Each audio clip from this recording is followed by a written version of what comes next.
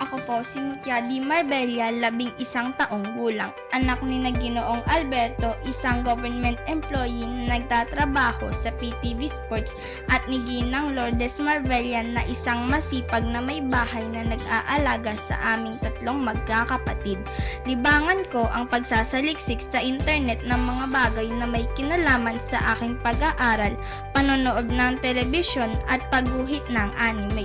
Mula nang ako ay mag-aral, iba't ibang karangalan ang aking nakamit.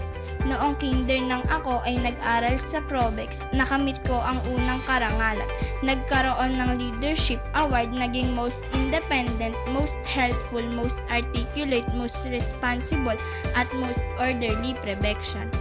Pagtuntong ko ng unang baitang, nakamit ko ang pangatlong karangalan at nagwagi ng second place sa Math Challenge District Competition.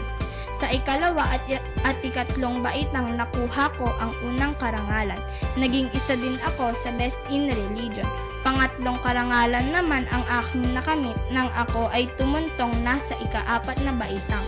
At pangalawang karangalan sa ika-5 baitang. Marami rin akong nilahukang kompetisyon na nagbigay sa akin ng karangalan. Ilan na rito ang mga sumusunod.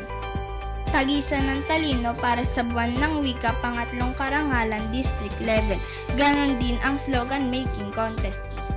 Math Wizard district level, 4th place. Ako din ang nagkasalukuyang associate editor ng pahayagang The Page, vice president ng aming klase at ng samahang Birth of Batang Emergency Response Team.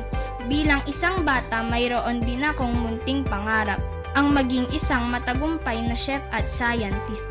Nais kong masuklian ang pagpapakahirap ng aking mga magulang sa pagtatrabaho.